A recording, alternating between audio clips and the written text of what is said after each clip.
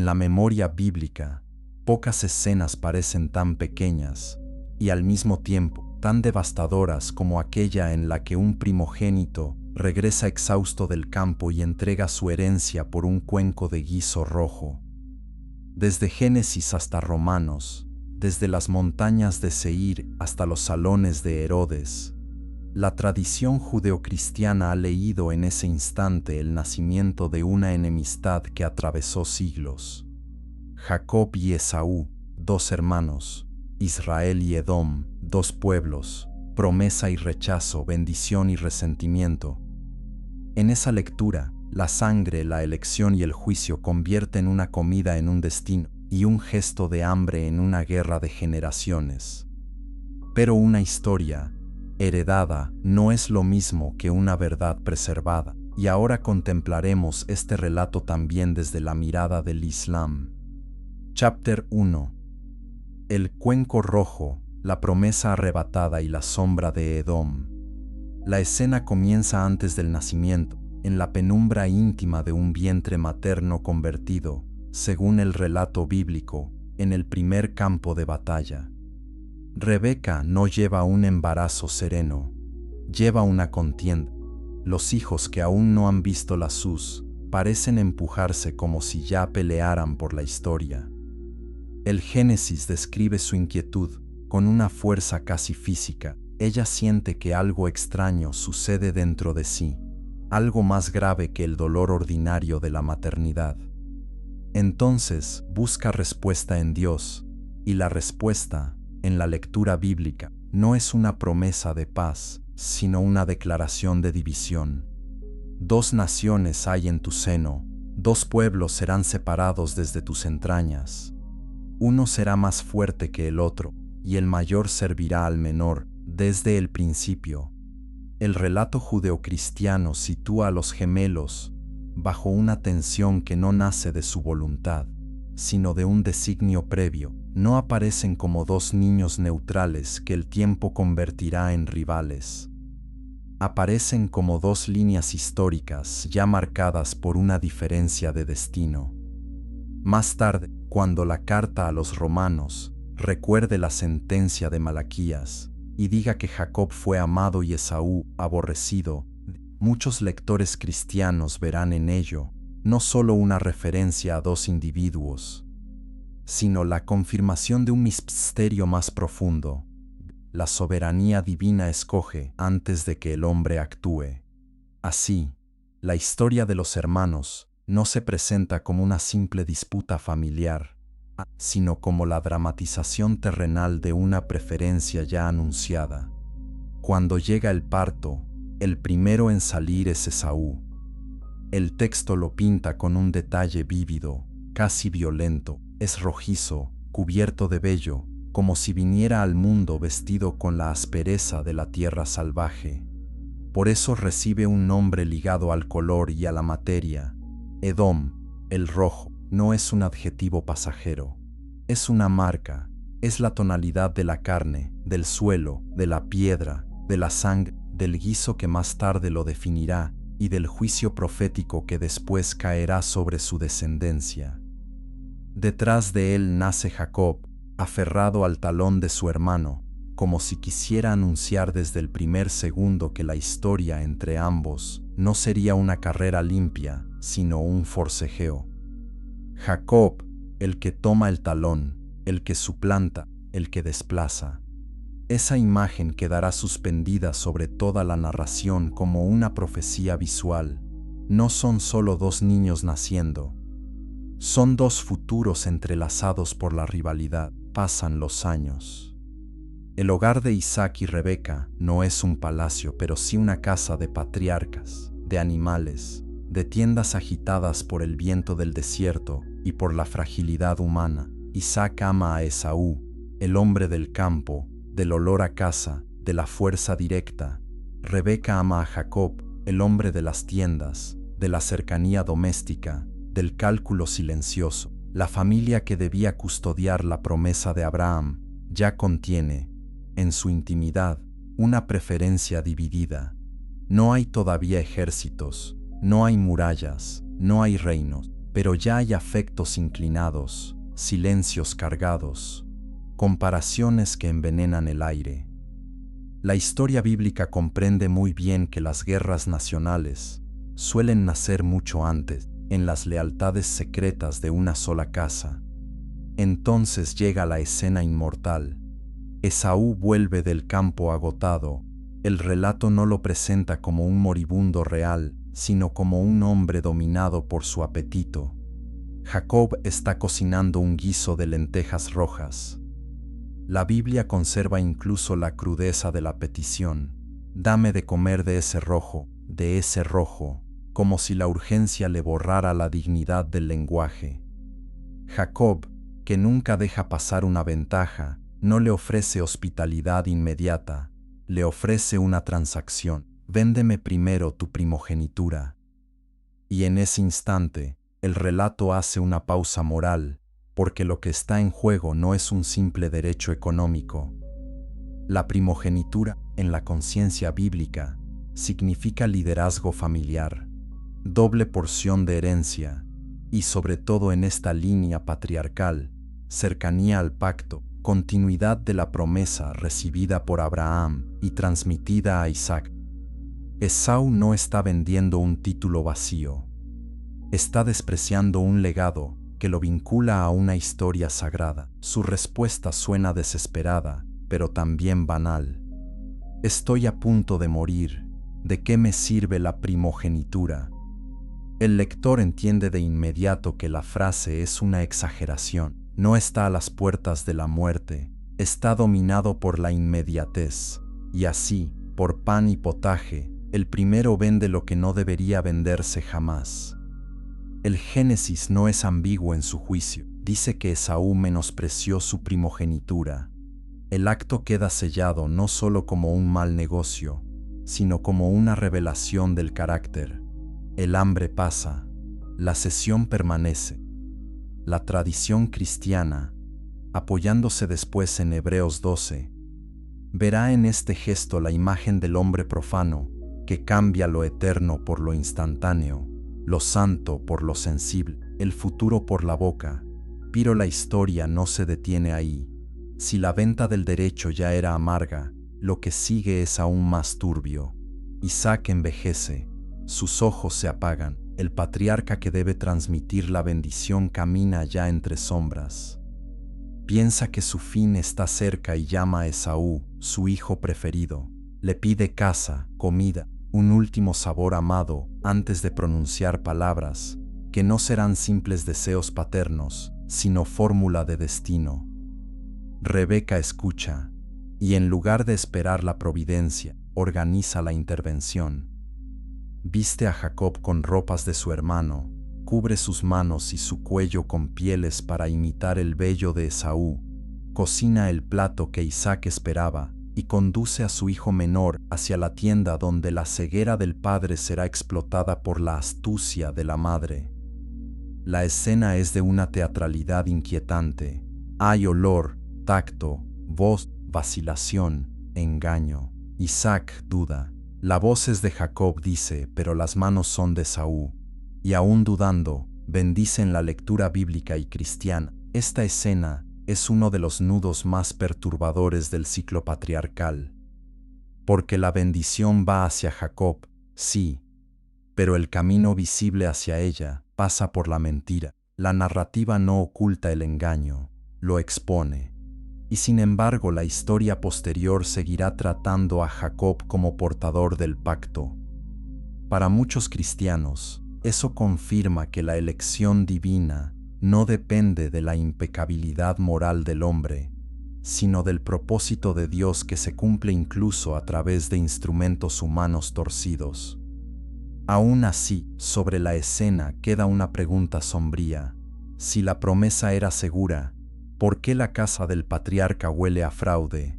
La Biblia la deja resonando, no la disuelve. Cuando Esaú regresa y descubre lo ocurrido, el dolor estalla con una violencia memorable.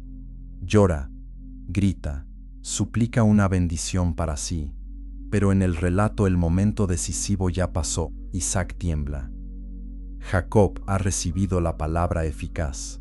Lo que queda para Esaú es una bendición herida, un futuro áspero, una vida marcada por la espada y una relación tensa con su hermano.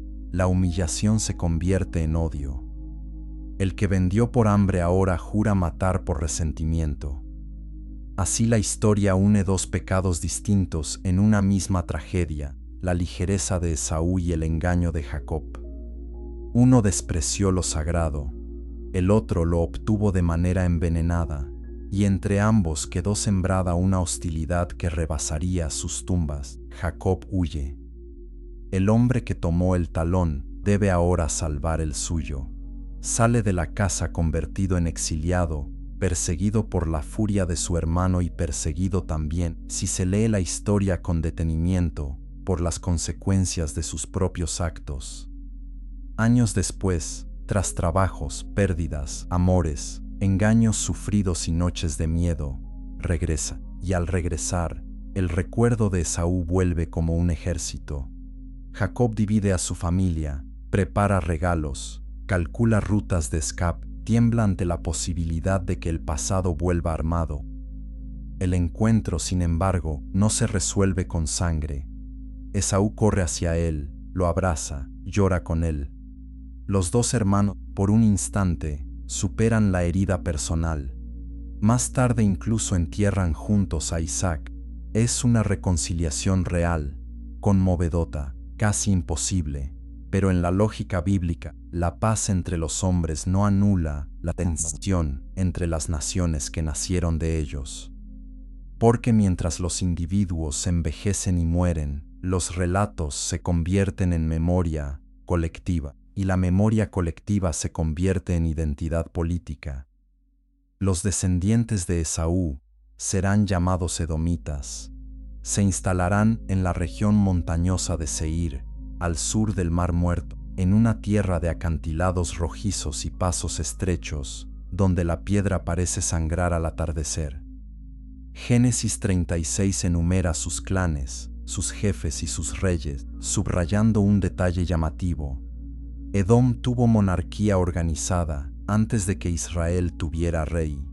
La historia bíblica reconoce, por tanto, que el hermano rechazado no desapareció en la irrelevancia.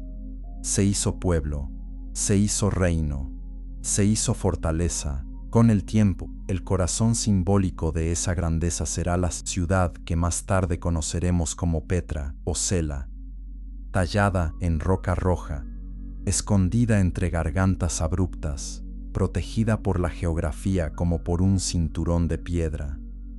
Quien se acercaba a aquellas montañas no veía simplemente un asentamiento, veía la arrogancia que produce la seguridad. Edom controlaba rutas comerciales cruciales, especialmente el camino del rey, por donde se movían caravanas de incienso, metales, especias y riqueza. Sus montañas no solo lo defendían, lo enriquecían, y la riqueza suele endurecer la memoria. Un agravio heredado, cuando se mezcla con orgullo geopolítico, puede transformarse en política de Estado. El libro de Obadías, el más breve del Antiguo Testamento, clavará su acusación precisamente ahí. Según la voz profética, Edom se dejó embriagar por la altivez de su morada elevada. Tú que habitas en las hendiduras de la peña, que dices en tu corazón: ¿quién me derribará a tierra? Escucharás la respuesta divina. Aunque subas como águila de la montaña, en la conciencia profética, se convierte en metáfora de una falsa invulnerabilidad. Edom ya no es solo el hermano herido. Es el hermano herido que se cree intocable. La hostilidad contra Israel aparece con claridad en la época de Moisés. Cuando los hijos de Israel avanzan por el desierto y solicitan paso pacífico por territorio de Edom, prometiendo no tocar viñas ni pozos, el permiso es negado. No basta con decir no.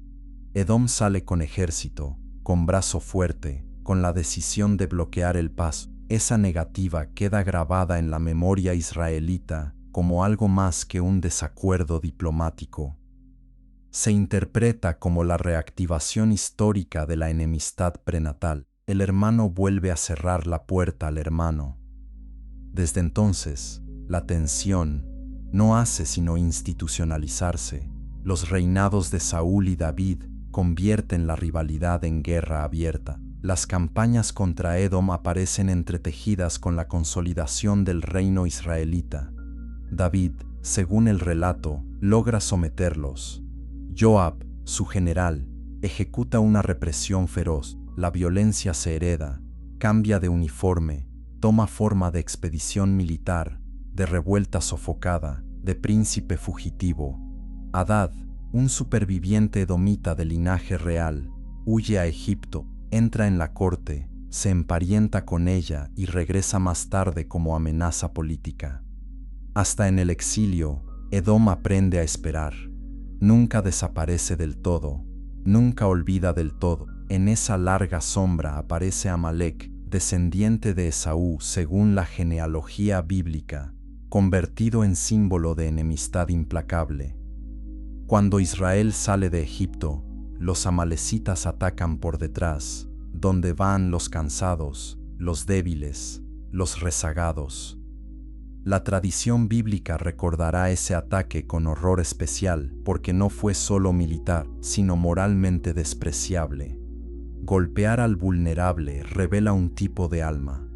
Más adelante, el libro de Esther asociará a Amán con esa memoria amalecita, presentando de nuevo el deseo de exterminar a los judíos como una reaparición de la hostilidad ancestral.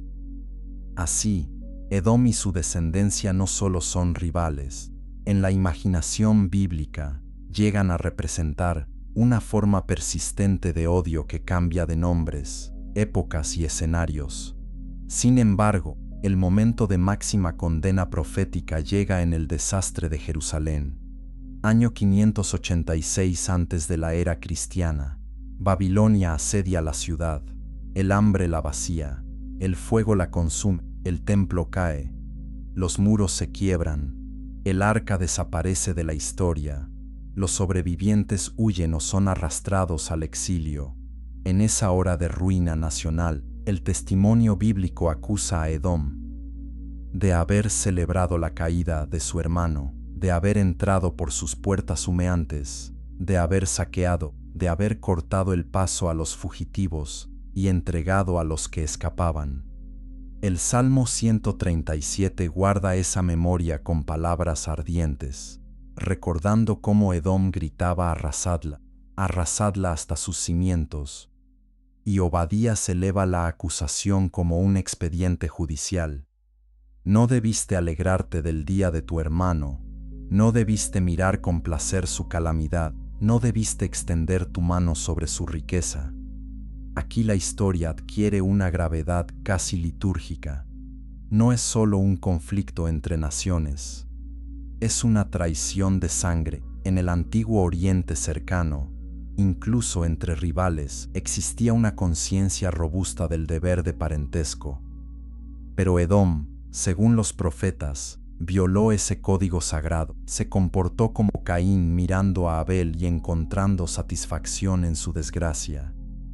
Amos resume esa culpa con una frase devastadora.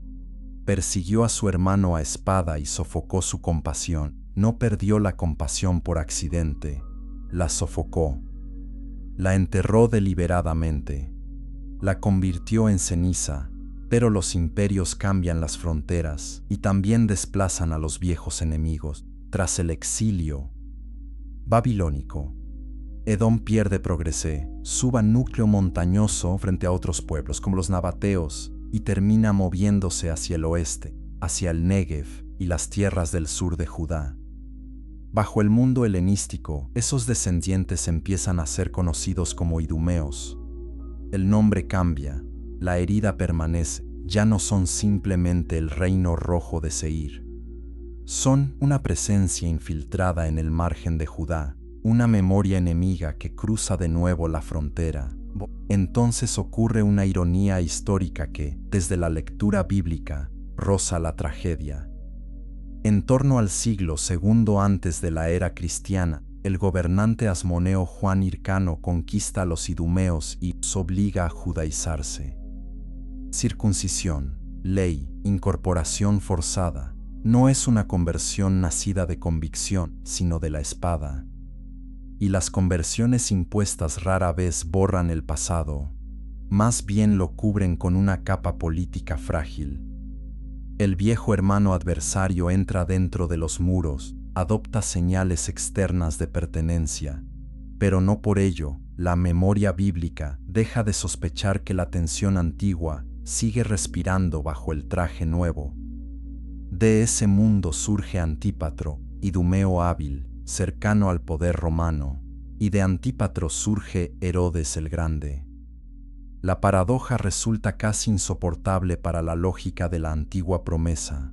Un descendiente de Edom, del linaje que debía servir, termina nombrado por Roma como rey de los judíos. La política imperial se burla de las heridas sagradas.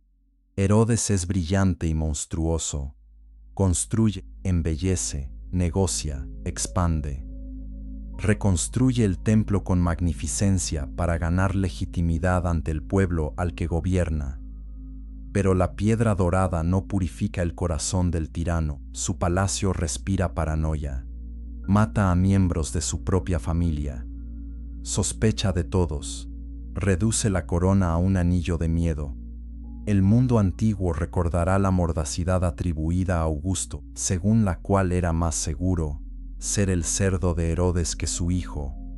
En el relato cristiano, la figura de Herodes adquiere un peso todavía más oscuro cuando el Evangelio según Mateo lo sitúa frente al nacimiento de Jesús.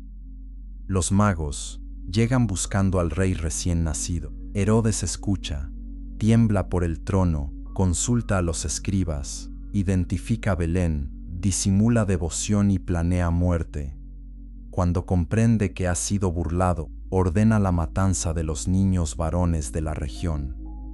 Así, para la conciencia cristiana, la vieja hostilidad de Esaú contra Jacob encuentra una última y terrible reencarnación simbólica. El poder idumeo vuelve a alzarse contra la línea mesiánica. La cuna se convierte en blanco político, la infancia se vuelve campo de exterminio. La sangre de Belén prolonga, en clave cristológica, la sangre de la tienda de Isaac. Tras la muerte de Herodes, su reino se fragmenta. Su dinastía continúa por un tiempo, pero la estructura pierde cohesión. Luego llega el año 70 de la era cristiana y Roma destruye Jerusalén.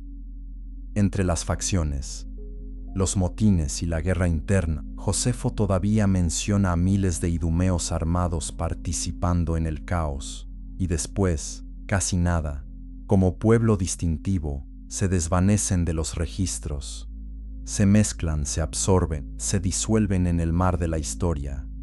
Para muchos estudiosos, ahí termina la línea étnica reconocible de Edom.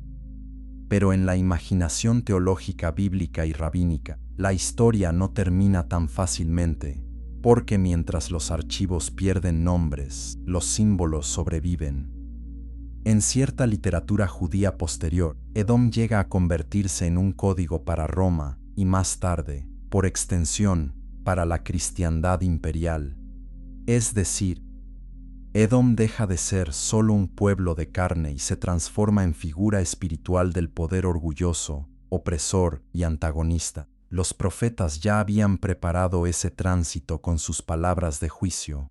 Jeremías, Ezequiel, Amos, Obadías y Malaquías forman una especie de coro judicial transgeneracional. No hablan de una ofensa menor, sino de soberbia, violencia, traición, crueldad perseverante y castigo irrevocable. Malaquías retoma la fórmula más dura, diciendo que la tierra de Esaú será llamada tierra de impiedad, pueblo contra el cual el Señor está indignado para siempre. Obadías va más lejos y anuncia un día en que la casa de Jacob será fuego y la casa de Esaú estopa, sin supervivientes. De todos los ecos proféticos, Quizá ninguno sea más cinematográfico que la visión de Isaías sobre una figura que viene de Edom, de Bosra, con vestiduras teñidas de rojo. ¿Por qué está roja tu ropa, como la del que pisa en el lagar? La respuesta brota con violencia sagrada. He pisado yo solo el lagar, y su sangre salpicó mis vestidos. En la lectura cristiana, esta imagen se asocia con el Mesías victorioso, con el juicio final, con una intervención divina que no solo derrota enemigos, sino que convierte a Edom en escenario de la vindicación definitiva. El rojo de Esaú, el rojo del guiso, el rojo de Petra, el rojo de la sangre derramada, todo converge en una visión escatológica, donde la historia parece reclamar su ajuste final.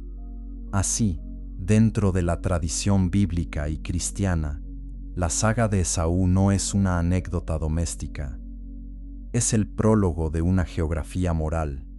El cuenco rojo se vuelve metáfora de desprecio espiritual. La primogenitura perdida se vuelve un emblema del hombre que cambia lo perdurable por lo inmediato.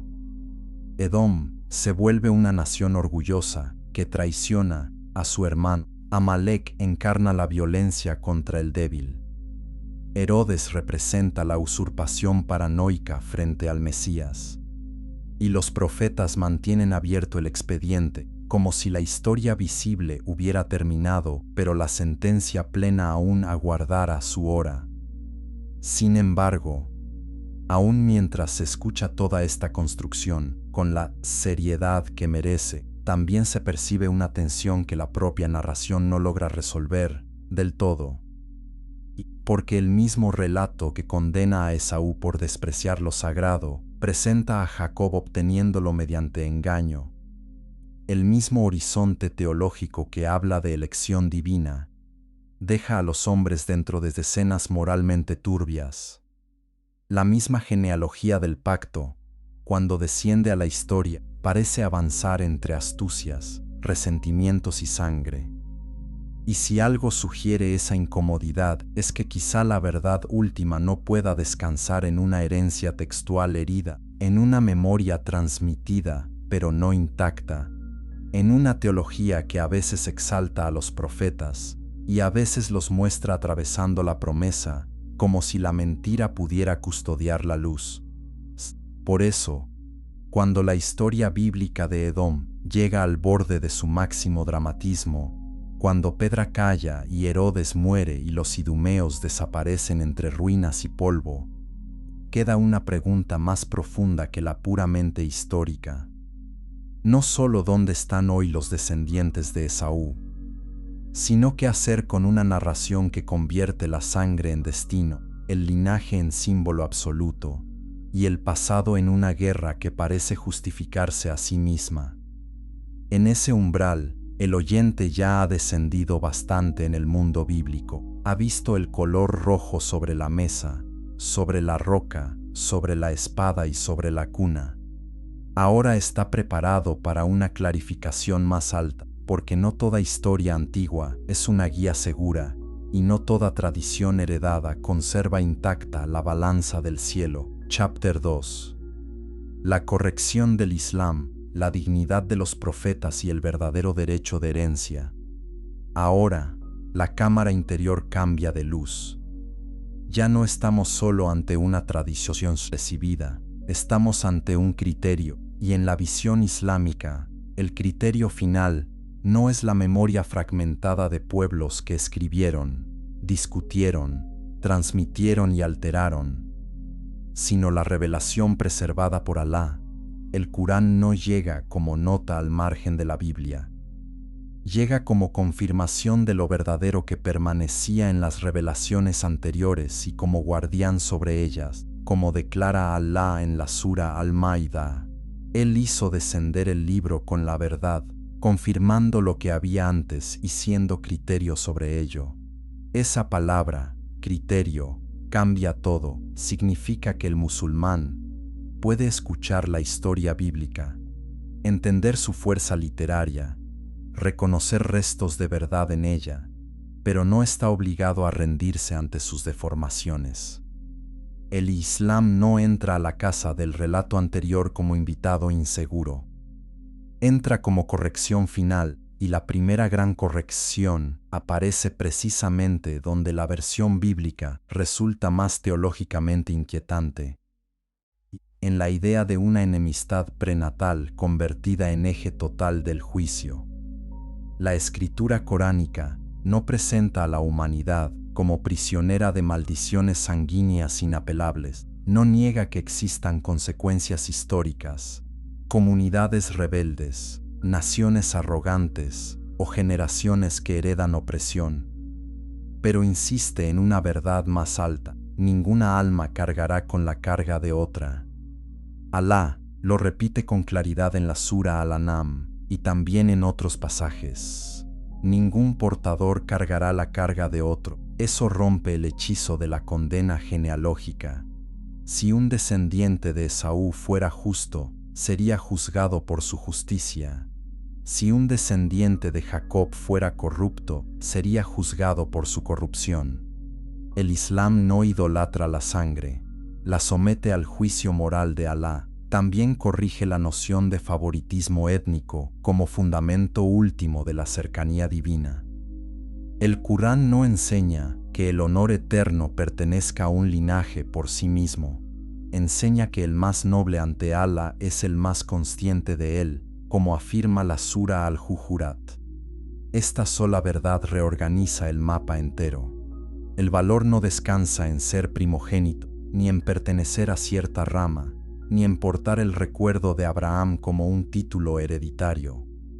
El valor descansa en la obediencia, en el tawhid, en la sinceridad y en la sumisión a Allah. El verdadero heredero no es el que nace primero, sino el que cree rectamente y actúa con justicia. Así, el Islam desactiva la fascinación casi tribal por la primogenitura y la reemplaza con una jerarquía moral y espiritual. Más aún, cuando el Corán menciona a Ibrahim, Ishaq y Jacob, no los presenta como personajes ambiguos cuyo acceso a la promesa depende de engaños domésticos. Los presenta como siervos elegidos, purificados, hombres de visión, paciencia y recuerdo del más allá. En la Sura Sad, Alá habla de Ibrahim, Ishaq y Jacob como siervos dotados de fuerza y de percepción, distinguidos por la pureza de recordar la morada final. En la Sura Al-Anbiya y en la Sura Maryam, la línea de los profetas aparece ennoblecida, no degradada. Esto tiene consecuencias inmensas. Porque desde la perspectiva islámica, no es aceptable convertir al profeta Jacob en el beneficiario central de una mentira exitosa contra su padre. Un nabi no es un estafador sacralizado por el resultado. Un nabi es honrado por Alá. Su vida puede contener pruebas, tristeza, exilio y lucha, pero no se convierte en fundamento religioso mediante fraude. Si un texto presenta a un profeta de modo indigno, el musulmán entiende que ahí la transmisión humana ha intervenido, y esta corrección no es un detalle menor. Es una restauración de la majestad profética. El Islam protege el honor de aquellos a quienes Alá escogió para guiar a la creación, no los diviniza, pero tampoco los degrada hasta ser los custodios de la promesa, por medio de intrigas vergonzosas. En la tradición coránica, Jacob es un padre de Sabr, un hombre de visión espiritual, el que soporta la pérdida de Yusuf, hasta blanquear de tristeza sus ojos, sin abandonar jamás la esperanza y misericordia divina. Ese Jacob del Corán no puede ser reducido al arquetipo del usurpador astuto. El nombre que la Biblia convirtió en emblema de suplantación, el Islam lo devuelve a la estación de profecía. Aquí se abre otra diferencia decisiva. La Biblia, leída a través de ciertos pasajes, construye parte de la historia sobre la tensión entre una línea escogida y una línea rechazada, como si la sangre misma cargara una sentencia perpetua. El Corán, en cambio, insiste en que los profetas llamaron a una sola verdad. Adorad a Alá y no asociéis nada con él. Ibrahim no era judío ni cristiano, declara la Sura Al-Imran. Era Hanif, sometido a Allah. Esa afirmación desborda completamente la lógica del conflicto entre Edom e Israel como eje último. Porque el centro no es Jacob contra Esaú, el centro es el Tajid contra la desviación. El problema fundamental no es qué vientre ganó, sino quién permaneció fiel a la unidad divina. Por eso el Islam tampoco necesita obsesionarse con la continuación étnica de Edom, como si la verdad dependiera de localizar genéticamente al enemigo. Esa ansiedad pertenece a un marco donde la historia sagrada se narra como guerra de linajes.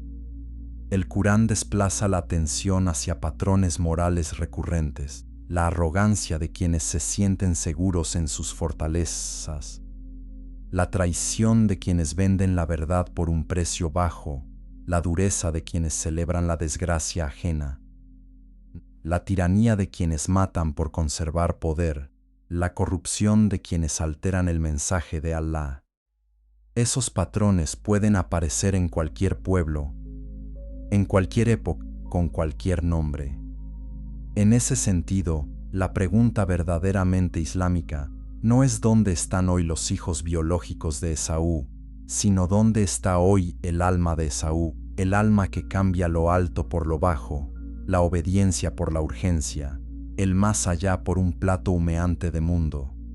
Ya, aquí el símbolo del cuenco rojo adquiere una profundidad bajo la luz islámica, resulta incluso más universal. En la lectura cristiana, Esaú se convierte en ejemplo del hombre profano que vende la bendición. En la lectura islámica, esa escena puede entenderse como espejo de una enfermedad humana permanente. Preferir la dunya a la ajira. El hambre de un instante puede gobernar la razón de una vida. Un deseo inmediato puede borrar la memoria del pacto con Allá. Y un placer breve puede empujar al hombre a entregar aquello que no puede comprar de nuevo cuando despierte su remordimiento. La Sura Al-Alá resume esta tragedia con sencillez implacable al decir que la gente prefiere la vida de este mundo, mientras que la otra es mejor y más duradera. Ahí está el verdadero drama de Esaú, no como personaje teológico definitivo, sino como símbolo del hombre que sacrifica lo eterno en el altar de lo urgente. Pero el Islam añade otra precisión moral. Aunque la Biblia condena a Esaú, también deja sobre la historia una inquietud por el proceder de Jacob y Rebeca. El Corán no nos obliga a elegir entre venerar la mentira o canonizar la torpeza. Nos devuelve a una justicia más limpia. La guía de Allah no necesita fraude para cumplirse. Allah no requiere engaño para establecer su voluntad. Cuando Él decide elevar a un siervo, lo eleva con sabiduría. Cuando decide probar a una casa, la prueba con verdad. Cuando revela con claridad suficiente para que el hombre sea responsable. De modo que la ambigüedad moral que atraviesa la versión bíblica se convierte, en la visión islámica, en evidencia de que la transmisión previa no quedó intacta. Esto se relaciona con un principio mayor. El Islam afirma que las revelaciones anteriores provenían de Alá, pero también afirma que con el tiempo fueron objeto de olvido, manipulación, relectura interesada y mezcla entre palabra divina y mano humana. El Corán habla de quienes alteraron palabras de sus lugares, de quienes escribieron un libro con sus manos. Y luego dijeron esto viene de Alá para obtener una ganancia pequeña. Esa acusación no significa que todo lo anterior sea falso en bloque. Significa que no puede aceptarse sin el tamiz de la última revelación. Y precisamente por eso, cuando la tradición bíblica dibuja a los profetas de manera incompatible con su misión, o cuando una teología posterior convierte la historia en una saga de favoritismo sanguíneo, el musulmán escucha con respeto histórico, pero juzga con certeza revelada, Aplicando este criterio a toda la saga de Edom, muchas piezas encuentran un lugar distinto. Sí, la arrogancia de las montañas, la riqueza que endurece, la traición al hermano, la violencia contra el vulnerable y la obsesión por el poder son realidades humanas y pueden reconocerse sin dificultad. El Corán mismo nos enseña, a través de pueblos como Ad, Samud, Madián y Firaún, que las civilizaciones se intoxican con fuerza, comercio, arquitectura y falsa seguridad. También nos enseña que Alá derriba a quien se cree por encima del juicio. En ese sentido, el orgullo atribuido a Edom no resulta extraño a la mirada islámica. Lo que cambia es el marco. No es el orgullo de un linaje maldito de antemano, es el orgullo culpable de quienes eligen la soberbia y luego son alcanzados por el decreto divino. Lo mismo sucede con Herodes. La memoria cristiana lo ubica en la línea simbólica de Esaú y de Edom, como el usurpador que intenta destruir al niño mesiánico. El Islam no necesita la categoría de un rey idumeo contra el Hijo de Dios, porque rechaza de raíz esa teología, pero sí reconoce en Herodes el patrón clásico del tirano, que teme a la verdad cuando llega en forma humilde, y ese patrón es profundamente coránico. Firaún temió a Musa, las élites de Meca temieron al Corán. Los poderosos siempre temen lo que no pueden controlar.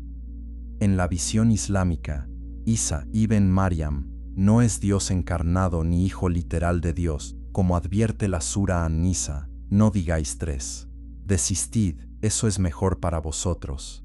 El Mesías, hijo de María, fue mensajero de Alá. Decir esto no disminuye a Jesús, lo purifica de la exageración.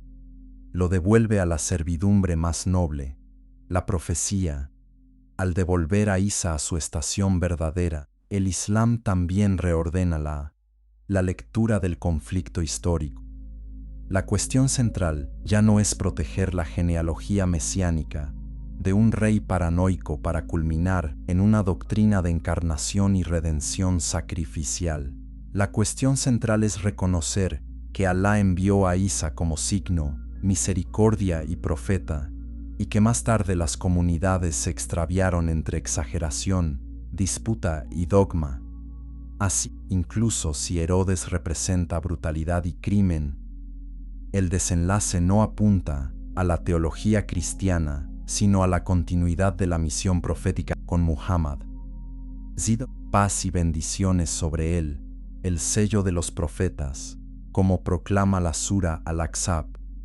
Aquí aparece la gran victoria intelectual del Islam sobre el relato fragmentado de la antigüedad, donde otros ven una cadena rota de pactos nacionales y resentimientos tribales. El Corán ofrece un eje unificador.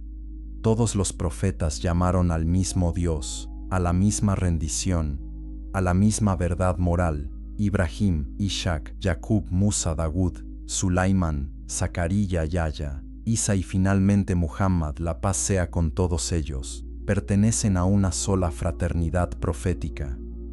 El musulmán no necesita escoger entre venerar a Jacob y odiar a Esaú, como si el drama del mundo dependiera de ese antagonismo. Necesita creer rectamente, honrar a los mensajeros sin exageración ni desprecio, y someter su vida al libro preservado. Además, el Islam protege otra verdad que esta historia bíblica oscurece con frecuencia.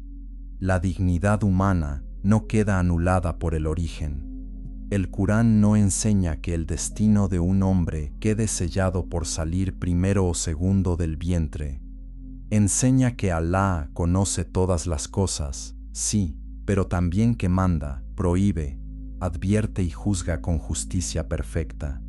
No hay arbitrariedad en él. No hay pasión tribal en su decreto. Decir que Alá ama la justicia, no ama a los arrogantes, no ama a los corruptores o no ama a los opresores, no significa un odio caprichoso hacia una sangre prenatal. Significa que sus atributos morales son absolutos. y que el ser humano es responsable ante ellos. Esta diferencia salva a la teología de convertirse en mito de clan, y cuando observamos la desaparición histórica de Edom o de los idumeos, el Islam tampoco necesita construir una ansiedad escatológica etnobiológica para sentirse completo. La ruina de un pueblo puede ser lección, pero no obsesión.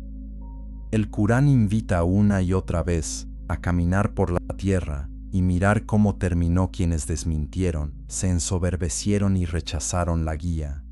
Las ruinas son espejos. Petra, con su piedra rosada encendida por el sol, puede contemplarse así, no como altar a una maldición sanguínea interminable, sino como recordatorio de que las fortificaciones del orgullo no detienen el juicio de Alá. Ni la roca, ni la riqueza, ni el comercio, ni la memoria de antiguos agravios pueden salvar a una civilización cuando la podredumbre moral madura. Sin embargo, quizá la corrección islámica más poderosa sobre toda esta historia se encuentra en la noción misma de herencia. ¿Qué es en realidad un derecho de nacimiento que merece llamarse primogenitura ante Alá? La tradición bíblica lo vincula a la línea patriarcal, a la tierra y a la bendición ancestral. El Islam, sin negar que Alá otorgue misiones particulares a ciertos linajes y pueblos, enseña que la herencia más alta es la fe. Los profetas no dejaron dinares ni dirhams.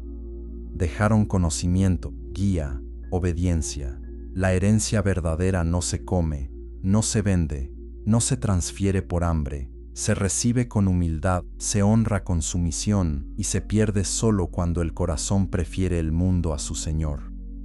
En ese sentido, todos los hombres enfrentan cada día la prueba de Esaú, pero en un nivel más real. ¿Qué parte de tu religión estás vendiendo por comodidad? ¿Qué mandato de Alá estás entregando por una ganancia breve? ¿Qué verdad silencias por miedo a perder estatus, dinero, placer o aceptación? La enseñanza islámica hace que la pregunta sea más penetrante y menos trivial. Ya no se trata de identificar con autosuficiencia al pueblo equivocado de la antigüedad. Se trata de reconocer el Edom interior. Esa tendencia a decir, como dijo Esaú en el eco moral de la narración, ¿de qué me sirve esto ahora? ¿De qué me sirve el salá si estoy cansado? ¿De qué me sirve el hijab si me pesa? ¿De qué me sirve la honestidad si pierdo dinero? ¿De qué me sirve el halal si el haram es más rápido? ¿De qué me sirve el recuerdo de Alá si el mundo me ofrece un cuenco humeante de satisfacción inmediata? Ahí la historia deja de ser museo y se vuelve juicio. Ahí el Islam vence narrativamente porque traslada el centro desde la obsesión étnica hacia la responsabilidad del alma. Y todavía hay otro punto donde la claridad islámica sobrepasa a la lectura cristiana. La Biblia, especialmente en ciertos desarrollos teológicos posteriores, puede convertir el drama de Esaú y Jacob en una plantilla para pensar el favor divino, el rechazo y la historia de la salvación, en términos que desembocan finalmente en la figura de Cristo como cumplimiento exclusivo. Pero el Corán corrige ese recorrido entero, no acepta que la verdad culmine en la divinización de un profeta, ni en una redención vicaria que desplaza la ley moral, ni en una revelación que después queda abierta a siglos de disputa textual, sin un criterio preservado. La culminación verdadera es el Corán, descendido en árabe claro, memorizado, recitado, preservado, y el envío del último mensajero para toda la humanidad.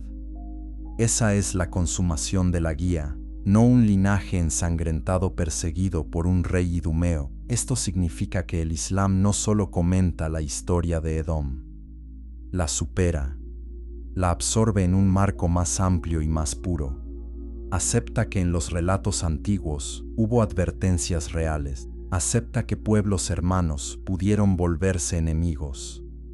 Acepta que la soberbia de las fortalezas y la traición en la hora del desastre merecen condena, pero rechaza la idea de que la verdad final de Alá deba buscarse entre narraciones que degradan a sus profetas.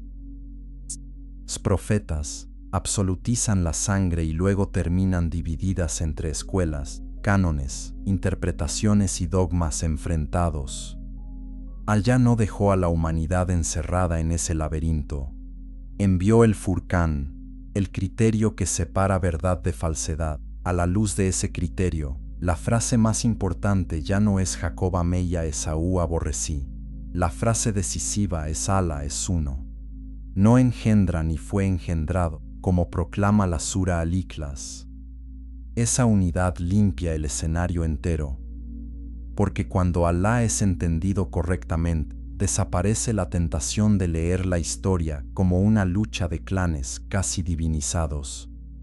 Y cuando los profetas son entendidos correctamente, desaparece la tentación de construir fe sobre relatos que los humillan. Y cuando la revelación es entendida correctamente, desaparece la necesidad de buscar la verdad definitiva entre ruinas, palacios paranoicos y genealogías heridas. La verdad está donde Alá preservó. Entonces, si queremos escuchar esta antigua historia con oído musulmán, debemos hacerlo de esta manera. Sí, un hombre puede vender lo sagrado por hambre. Sí, un pueblo puede endurecerse por orgullo.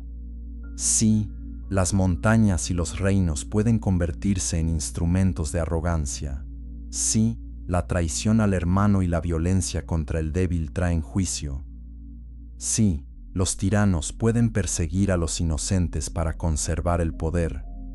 Pero por encima de todo eso está la lección mayor. La guía no pertenece a quien la reclama por sangre, sino a quien se inclina ante Alá con sinceridad. El juicio no recae por genealogía, sino por verdad y obra. Los profetas no son personajes de tragedia tribal, sino faros de monoteísmo, y la historia no queda completa hasta que es leída bajo la luz del Corán. Así, donde la versión bíblica deja un expediente abierto sobre el destino final de Edom, el Islam cierra una cuestión aún más importante, la del sentido. No necesitamos saber cada hilo biológico perdido para saber lo que Alá quiere enseñarnos. Nos basta con su criterio. Quien vende la verdad por el mundo ha imitado a Esaú en su esencia, aunque no tenga una gota de su sangre. Quien se eleva orgulloso en sus fortalezas ha imitado a Edom en su esencia, aunque no habite Petra.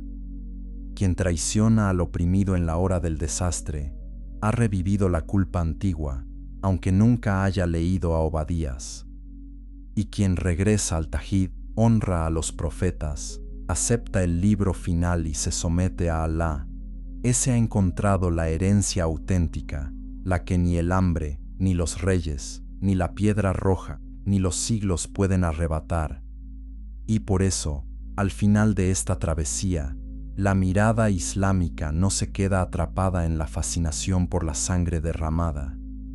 Asciende por encima de ella, toma lo que en la historia sirve de advertencia y descarta lo que la alteración humana convirtió en niebla. Devuelve a Jacob su dignidad, devuelve a Isa su profecía, devuelve a Ibrahim su pureza primordial, devuelve a Alá su absoluta unicidad, y al hacerlo, resuelve lo que los relatos anteriores dejaron confuso, no con timidez, no como una interpretación más, sino como la última guía enviada para enderezar lo que el tiempo había torcido. Close in Reflection. En las ruinas del mundo antiguo, la piedra conserva ecos que el hombre ya olvidó. Una garganta de roca roja, una ciudad escondida entre montañas, un palacio donde reinó la sospecha, una cuna amenazada por la violencia, una familia rota por hambre y engaño. Todo eso puede contemplarse como historia, pero también puede contemplarse como advertencia, y la diferencia entre una cosa y la otra depende del criterio con que miremos. Si miramos solo con la memoria bíblica heredada, veremos una línea dramática de rivalidad, elección, resentimiento y juicio. Veremos a Esaú y Jacob convertir una disputa de hermanos en un conflicto de siglos. Veremos a Edom endurecerse en sus fortalezas. Veremos a los profetas levantar acta de su soberbia y de su traición. Veremos a Herodes, idumeo coronado por Roma, intentar aplastar con sangre una amenaza nacida en Belén, y sentiremos que la historia quedó inconclusa, como si todavía esperara una última descarga de justicia sobre el nombre rojo de Edom. Pero, cuando miramos con la luz del Islam, algo más profundo se aclara. Comprendemos que Alá no dejó a la humanidad a merced de relatos mezclados, memorias heridas y teologías que confunden linaje con verdad. Comprendemos que la dignidad de los profetas debía ser restaurada, que la unicidad divina debía ser defendida contra toda exageración, y que el verdadero enemigo del hombre, no es un apellido antiguo, sino la disposición del corazón que vende lo eterno por lo inmediato. Entonces el cuenco rojo deja de ser solo una escena remota. Se convierte en una pregunta dirigida a cada alma. ¿Qué estás cambiando hoy por tu propia hambre? ¿Qué obediencia estás posponiendo por una comodidad momentánea? ¿Qué parte de tu herencia espiritual estás dejando caer por el brillo breve de este mundo? Esa es la superioridad moral de la mirada islámica. No se entretiene únicamente en rastrear culpables del pasado. Desenmascara las enfermedades del presente. No depende de una genealogía para explicar la corrupción. Identifica la corrupción allí donde traiciona el tajid, la justicia y la obediencia. No construye salvación sobre un linaje ensangrentado ni sobre la divinización de un profeta.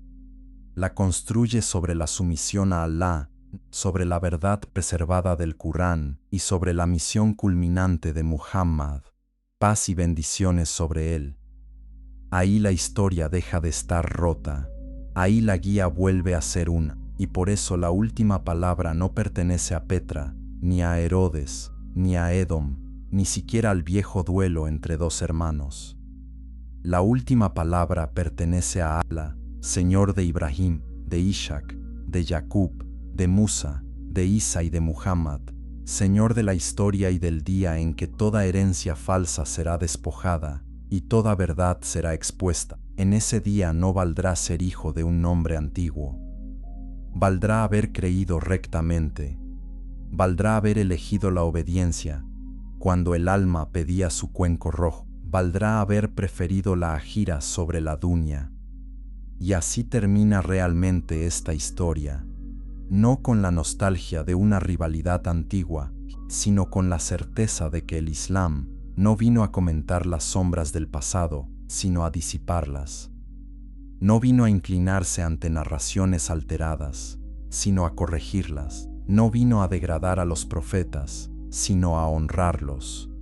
No vino a dividir a Alá entre doctrinas humanas, sino a proclamar su unicidad perfecta. Y cuando esa luz cae sobre la historia de Esaú, Jacob, Edom y los siglos de sangre, lo que queda en pie no es la confusión, sino el juicio claro. La verdad no está en la herencia vendida, ni en la fortaleza orgullosa, ni en el trono paranoico. La verdad está en el tajid, en la revelación preservada y en la guía final del Islam. Esa es la herencia que no se vende. Esa es la bendición que no se corrompe. Esa es la palabra que prevalece.